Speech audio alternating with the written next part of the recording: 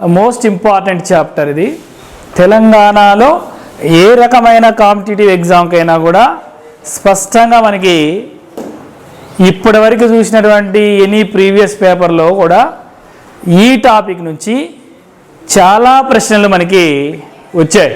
TSPSC ఏర్పడ దగ్గర నుంచి మొన్న జరిగినటువంటి గ్రూప్ 2 ఇంటర్వ్యూస్ వరకు కూడా ప్రధానంగా మనకి ఏ టాపిక్ నుంచి ఎక్కువగా బిట్స్ వస్తూ ఉన్నాయంటే తెలంగాణ ఉద్యమం మీద ప్రధానంగా మనకు వస్తూ ఉంటాయి.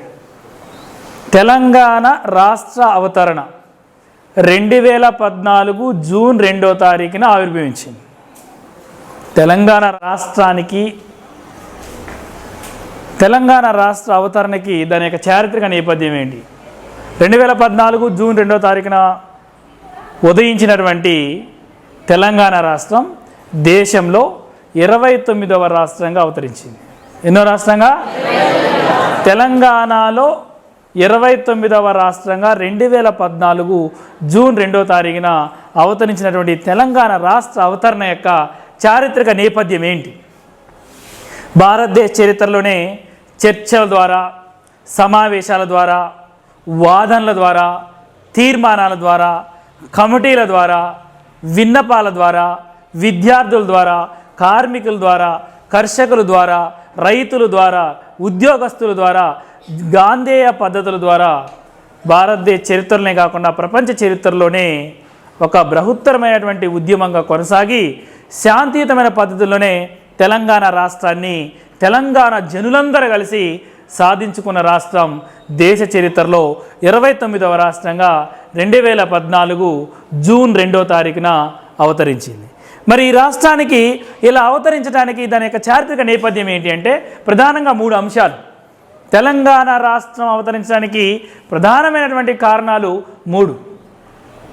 తెలంగాణ ప్రజల యొక్క ఆశలు, ఆకాంక్షలు, తెలంగాణకి రాబోయే తరం వాళ్ళ యొక్క ఆశలు, ఆకాంక్షలు మొత్తం కూడా 3 అంశాల మీదనే డిపెండ్ అయి ఉంది. తెలంగాణ సిద్ధాంతకర్త ప్రొఫెసర్ జయశంకర్ చెప్పినట్టుగా తెలంగాణ రాష్ట్రానికి నాయకత్వం వేసినటువంటి కల్వకుంట్ల చంద్రశేఖరరావు గారి మాటల్లో చూసినట్లయితే తెలంగాణ ప్రజల ఆకాంక్షలు మొత్తం కూడా 3 అంశాల చుట్టే జరిగింది. అదే ప్రధానంగా నిధులు, నీళ్లు, నియామకాలు.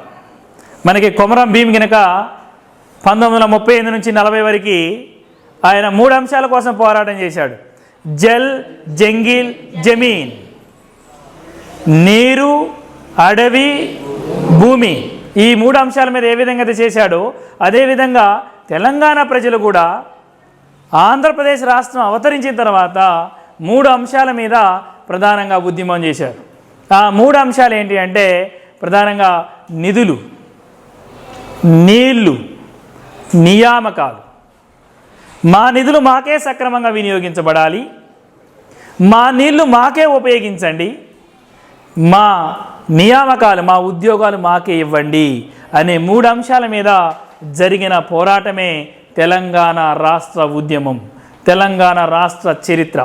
అందుకే ఉనికిని కాపాడుకోవడం కోసం ఉద్యమాలు పుట్టుకొస్తాయి. తెలంగాణలో ఉనికిని కోల్పోయిన అంశాలు 3 అన్నమాట. అవే నిధులు, నీళ్లు, నియామకాలు. ఈ 3 ఉనికిని కోసమే తెలంగాణ ఉద్యమం వచ్చింది. మరి ఇలాంటి తెలంగాణ ఉద్యమం రావడానికి దానికి చారిత్రక నేపథ్యం ఏంటో మనం ఇప్పుడు చూద్దాం. దాని చారిత్రక నేపథ్యం మనం చూసినప్పుడే తెలంగాణ రాష్ట్ర అవతరణ ఎలా జరిగింది అనేది మనకి సుస్పష్టంగా తెలుస్తుందన్నమాట. అందులో స్పష్టంగా చూసుకుంటే తెలంగాణ ప్రజల్లో శ్వాసగా, ధ్యాసగా, అలానే ప్రపంచ చరిత్రకి తెలియజేసినటువంటి ప్రధానమైన అంశం ఏంటి అంటే స్థానికత. అది మన హైదరాబాద్ సంస్థానాన్ని పరిపాలించినటువంటి నిజాముల దగ్గర నుంచి వచ్చినటువంటి ప్రధానమైన అంశం ఒక అంశం ఉంది. ఆ అంశం పేరే స్థానికత. దాన్ని మనం ఉర్దూ భాషలో ఏమంటామంటే ముల్కీ అంటాం. ఏమంటాం దాన్ని? ముల్కీ. ముల్కీ అంటే స్థానికుడు, నాన్ ముల్కీ అంటే స్థానికేతరుడు అని అర్థం, స్థానికులు కానివాడు అని అర్థం. ముల్కీ అనేటువంటి పదం మీదనే తెలంగాణ ఉద్యమం మొత్తం కూడా, తెలంగాణ చరిత్ర మొత్తం కూడా నడుస్తుందన్నమాట. ముల్కీ అంటే స్థానికత. ఈ ముల్కీ అనే పదం ఎక్కడి నుంచి వచ్చింది అంటే ఫస్ట్ అపాకీ అనే పదం నుంచి వచ్చిందనమాట. అపాకీలు అంటే అపాకీ అనే పదం పర్షియన్ పదం. పర్షియా అంటే ప్రస్తుతం ఇరాన్. ఇరాన్ దేశం నుంచి మధ్యయుగం నుంచే మన భారతదేశానికి చాలామంది జీవనోపాధి కోసం వచ్చేవారు. ముఖ్యంగా ఢిల్లీ సుల్తాన్ల కాలంలో చాలామంది మనకి పర్షియా నుంచి ఆఫ్ఘనిస్తాన్ నుంచి బతుకు తెరువు కోసం ఢిల్లీ సుల్తాన్ల దగ్గరికి చాలామంది ఉద్యోగాల కోసం వచ్చారు. ఆ ఢిల్లీ సుల్తాన్ల పీరియడ్ అయిపోయే ముందే ముఖ్యంగా మహమ్మద్ బిన్ తుగ్లక్ కాలంలోనే దక్షిణ భారతదేశంలో మహమ్మద్ బిన్ తుగ్లక్ చివరి దశలో ఒక రాజ్యం ఏర్పడ్డది. ప్రధానంగా దక్షిణ భారతదేశంలో 2 రాజ్యాలు ఏర్పడ్డాయి మహమ్మద్ బిన్ తుగ్లక్ చివరి దశలో. ఆ 2 రాజ్యాల్లో ఒకటి 1336లో ఏర్పాటు చేసినటువంటి విజయనగర రాజ్యం, రెండోది 1347లో ఏర్పాటు చేసినటువంటి బాహుమని సామ్రాజ్యం. అల్లావుద్దీన్ హసన్ గంగు అనేవాడు 1347లో మహమ్మద్ బిన్ తుగ్లక్కి వ్యతిరేకంగా దక్షిణ భారతదేశంలో బాహుమని సామ్రాజ్యాన్ని స్థాపించాడు. ఆ బాహుమని సామ్రాజ్యంలోకి మొట్టమొదటిసారిగా వచ్చినటువంటి విదేశీయులు లేక పరదేశీయులు లేక స్థానికేతరులనే అపాకీలు అని పిలవడం జరిగిందన్నమాట మొట్టమొదటిసారిగా.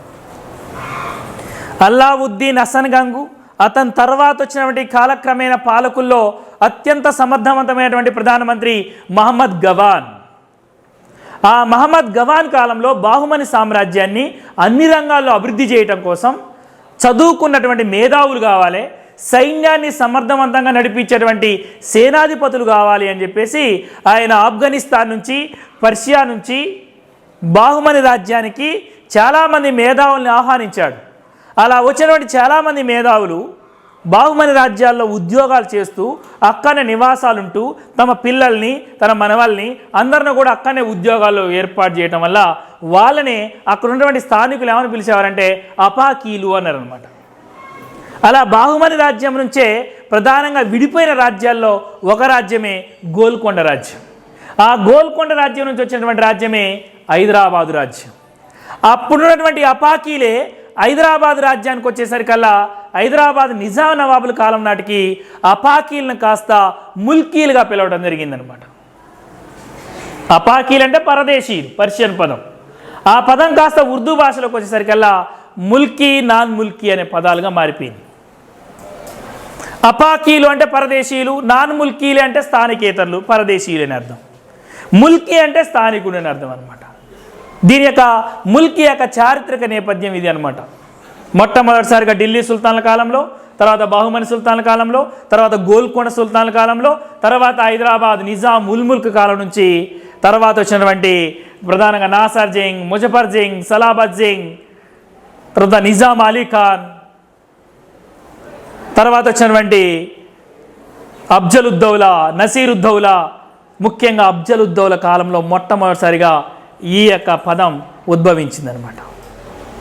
అఫ్జలుద్దౌలా కాలంలో 1868లో ఆయన యొక్క ఆస్థానంలో ఉన్నటువంటి దూరదృష్టి గల పాలకుడు ప్రధానమంత్రి సాలార్ జంగ్ I, మొదటి సాలార్ జంగ్.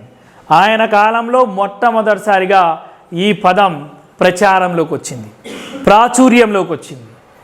ఎందుకని అంటే హైదరాబాద్ సంస్థానాన్ని కూడా బాహుమని రాజ్యంలో మహమ్మద్ గవాన్ ఏ విధంగా అయితే ఆ రాజ్యాన్ని ఆధునీకరించడం కోసం విదేశాల నుంచి మేధావులను పిలిపించాడో, అలానే సాలార్ జంగ్ కూడా హైదరాబాదాన్ని అభివృద్ధి చేయడం కోసం విదేశాల నుంచి మేధావుల్ని పిలిపియాలని చెప్పేసి చాలామంది ఉత్తర భారతదేశం నుంచి, అలానే ఆఫ్ఘనిస్తాన్ నుంచి, పర్షియా నుంచి చాలామంది చదువుకున్న వాళ్ళందరినీ కూడా హైదరాబాద్ సంస్థానానికి ఆహ్వానించాడు. ఆహ్వానించినప్పుడు పుట్టుకొచ్చిన పదమే ముల్కీ అనే పదం అనమాట. అది ఎప్పుడు మొట్టమొదటిసారిగా సాలార్ జంగ్ కాలంలో 1868లో హైదరాబాద్ సంస్థానంలో మొట్టమొదటిసారిగా ప్రాచుర్యంలోకి వచ్చిన పదమే ముల్కీ అనే పదం. ఇది 1868లో ముల్కీలకు మాత్రమే ఉద్యోగాలు ఇవ్వాలి, నాన్ ముల్కీలకు ఇవ్వద్దు అని మొట్టమొదటిసారిగా నినాదం వచ్చిందనమాట సాలార్ జంగ్ కాలంలోనే. కానీ సాలార్ జంగ్ తన యొక్క తెలివితేటలతోని, తన యొక్క సమర్థతతోని, తమకున్నటువంటి చాతుర్యతతోని, తనకు ఉన్న లౌక్యంతో ఆనాడు ఆ యొక్క అంశాన్ని చాకచక్యంగా మరుగునబడేశాడు. తర్వాత కాలంలో వచ్చినటువంటి నసీరుద్దౌలా, తర్వాత వచ్చినటువంటి మహబూబ్ అలీ ఖాన్, సికిందర్ జా మహబూబ్ అలీ ఖాన్ కాలంకి వచ్చేసరికల్లా ఈ యొక్క ముల్కీ నాన్ ముల్కీ అనే పదంలో ఈ నాన్ ముల్కీలు అనే వాళ్ళు హైదరాబాద్ నగరంలో ఎక్కువ మంది చేరి వాళ్ళ కుమారులకి, వాళ్ళ మనవళ్ళకి, వాళ్ళ తర్వాత వాళ్ళ వంశం వాళ్ళకే ఉద్యోగాలు ఎక్కువగా ఇవ్వటం వల్ల స్థానికులకు ఉద్యోగాలు లేవు అనేటువంటి భావన ఏర్పడి మొట్టమొదటిసారిగా ముల్కీలకే ఉద్యోగాలు ఇవ్వాలి, నాన్ ముల్కీలకు ఉద్యోగాలు ఇవ్వడానికి వీల్లేదు అని బలమైనటువంటి నినాదం మీర్ మహబూబ్ అలీ ఖాన్ కాలంలో ప్రారంభమైందనమాట. వాస్తవానికి హైదరాబాద్ని అభివృద్ధి చేయడం కోసం మేధావులను పిలిపించారు, పాఠశాలలు ఏర్పాటు చేశారు. ఆ పాఠశాలలో చదువుకున్నటువంటి స్థానికులకు కూడా ఉద్యోగాలు కావాలి. ఆ ఉద్యోగాలు కావాలని ఈ స్థానికులందరూ కూడా నినాదించడం ప్రారంభించారు. ఆ నినాదంలో భాగంగా వచ్చింది ముల్కీ అనే పదం. మహబూబ్ అలీ ఖాన్ ఒక ఫర్మానా జారీ చేసి దాన్ని ఇంప్లిమెంట్ చేద్దాం అనుకున్నాడు, కానీ అనివార్య కారణం వల్ల చేయలేకపోయాడు.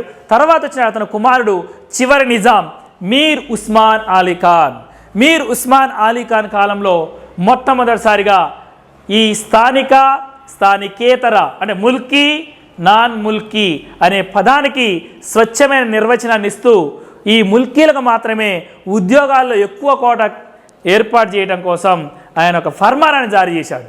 ఫర్మానా అంటే చట్టం అన్నమాట. అప్పుడు ఆ ఫర్మానాని 1919లో మీర్ ఉస్మాన్ అలీ ఖాన్ జారీ చేశాడు. దీని ప్రకారం ఏంటంటే హైదరాబాద్ నగరంలో 15 సంవత్సరాల పాటు ఎవరైతే నివాసం ఉంటారో వారికి మాత్రమే హైదరాబాద్లో ఉన్నటువంటి ఉద్యోగాలు చేయడానికి అర్హులు, వారి పిల్లలు అర్హులు అని చెప్పేసి మొట్టమొదటిసారిగా ఒక ఫర్మానా జారీ చేశాడు. ఆ ఫర్మానా ప్రకారమే ఆ రోజు నుంచి స్థానికులకి ఎక్కువ శాతంలో ఉద్యోగాలు ఇవ్వడం జరిగిందనమాట. తర్వాత ఇక మీర్ ఉస్మాన్ అలీ ఖాన్ దగ్గర నుంచి హైదరాబాద్ రాజ్యాన్ని భారత యూనియన్లో విలీనం చేసే క్రమం చూసినట్టయితే మనం ఎందుకు అంటే ఇక్కడ ఇక హైదరాబాద్ రాజ్యం ఎలా ఏర్పడింది? మీర్ ఉస్మాన్ అలీ ఖాన్ పరిపాలన కాలంలోనే భారతదేశానికి స్వాతంత్రం వచ్చింది. 1947 ఆగస్టు 15వ తారీఖున స్వాతంత్రం వచ్చింది. ఆగస్టు 15వ తారీఖున 1947లో స్వాతంత్రం ప్రకటిస్తున్నామని చెప్పేసి మౌంట్ బాటన్ ప్రకటన చేయగానే హైదరాబాద్ సంస్థానంలో ఉన్న ప్రజలందరూ కూడా మరి మా హైదరాబాద్కు కూడా స్వాతంత్రం కావాలి, మా హైదరాబాద్ ప్రజలు కూడా నిజాం నవాబ్ యొక్క నిరంకుశ పాలనకు వ్యతిరేకంగా మేము కూడా భారతదేశంలో విలీనం చేయండి అనే నినాదం చేశారు. అలా విలీన దినంగా 1947 ఆగస్టు 7వ తారీఖున హైదరాబాద్ ప్రజలందరూ కలిసి విలీన దినంగా ప్రకటించుకున్నారు. అయినా నిజాం నవాబు నేను భారతదేశంలో ఈ సంస్థానాన్ని విలీనం చేయను అన్నాడు. చేయకపోకుండా అప్పుడు భారతదేశ ప్రభుత్వంతో ఆయన ఒక ఒప్పందాన్ని కుదుర్చుకున్నాడు. భారతదేశానికి స్వాతంత్రం వచ్చిన తర్వాత మొట్టమొదటి ప్రభుత్వంలో ప్రధానమంత్రి పండిట్ జవహర్లాల్ నెహ్రూ, మొట్టమొదటి ఉప ప్రధాని సర్దార్ వల్లభాయ్ పటేల్, ఆయన హోమ్ మినిస్టర్. ఆ హోమ్ మినిస్టర్కి ప్రధానమంత్రికి తోని ఈయన ఒప్పందం చేసుకున్నాడు కేంద్ర ప్రభుత్వంతో. ఏమని అంటే నా ప్రభుత్వాన్ని అంటే నా నిజాం సంస్థానాన్ని నేనే పరిపాలించుకుంటాను, శాంతియుతంగా పరిపాలించుకుంటాను, ప్రజల సంక్షేమాన్ని దృష్టిలో పెట్టుకొని పరిపాలన చేస్తాను అని చెప్పేసి ఇలా ఈ ప్రజల్ని సంక్షేమాన్ని దృష్టిలో పెట్టుకొని పరిపాలించే క్రమంలో కేంద్ర ప్రభుత్వానికి ఎలాంటి హాని చేయను, భారతదేశంతో స్నేహ సంబంధాలని పెంచుకుంటాను, భారతదేశం చెప్పినట్టు నడుచుకుంటాను అని చెప్పేసి ఒక వడంబడిక చేసుకున్నాడు. ఆ వడంబడికని యథా తథా వడంబడిక అంటారు.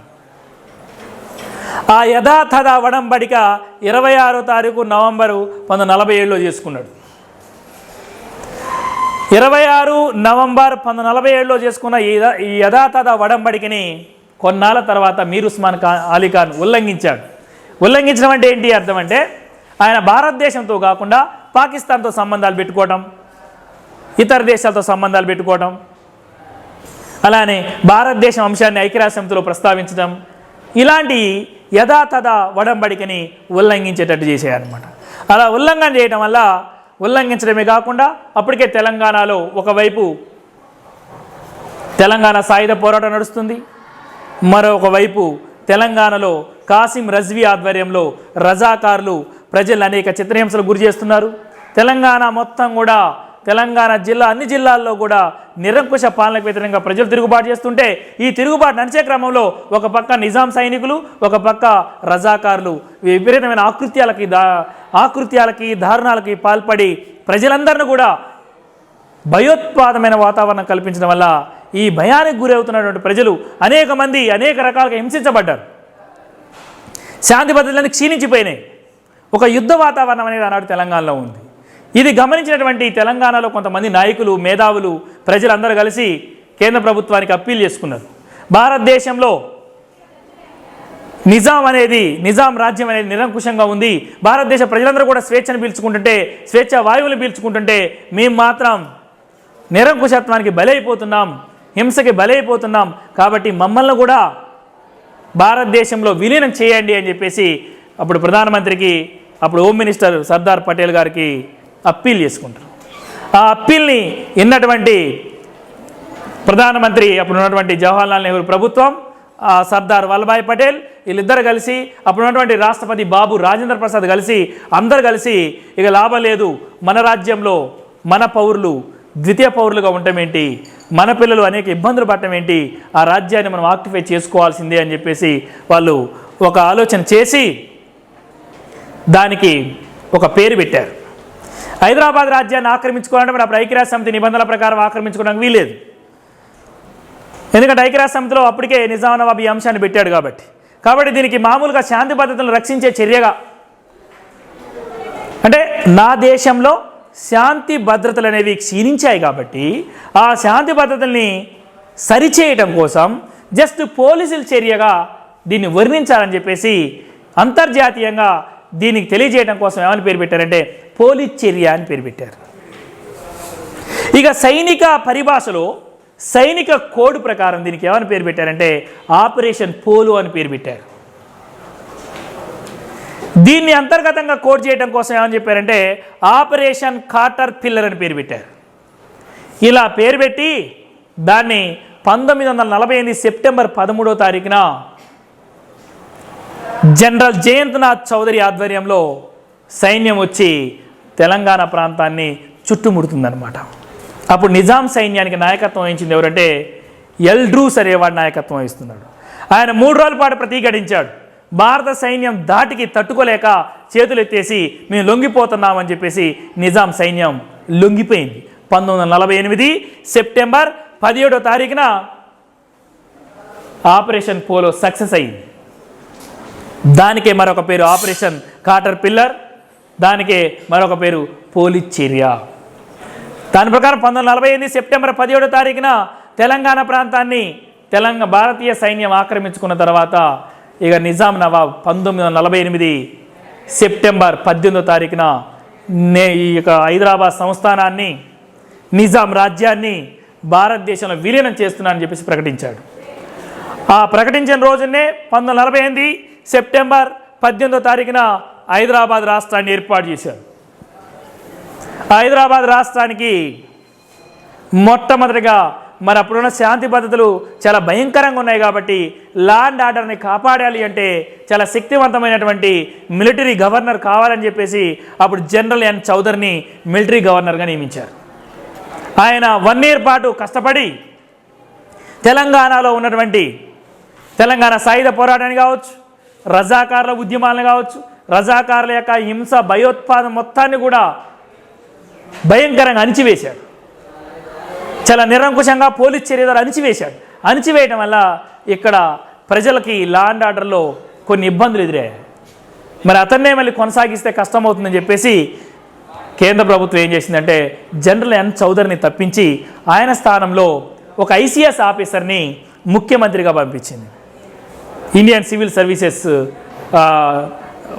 అధికారి అయినటువంటి ఎంకే వెల్లోడి అనే వ్యక్తిని 1949 డిసెంబర్ 2న ఎంకే వెల్లోడి అనేటువంటి ఒక ఐసీఎస్ ఆఫీసర్ని పంపించి ఆయన ఆధ్వర్యంలో హైదరాబాదులో ఒక ప్రజాప్రభుత్వాన్ని ఏర్పాటు చేసింది. ఆ ప్రజాప్రభుత్వం ఏంటంటే అప్పుడు దున్నేవాడికి భూమి ఇవ్వటం, అలానే భూమి కొన్ని వేల ఎకరాలని భూస్వాముల దగ్గర ఉన్నటువంటి భూముల్ని ప్రజలకు కొన్ని వేల మంది ప్రజలకు పంచిపెట్టి భూ సంస్కరణని తీసుకురావడానికి ప్రయత్నం చేసిందనమాట. ఆ ఎంక వెల్లోడి ప్రభుత్వం అనుకున్న లక్ష్యాలు సాధించకపోయినప్పటికీ కొన్ని రంగాల్లో అనేకమైన మార్పులు తీసుకొచ్చింది.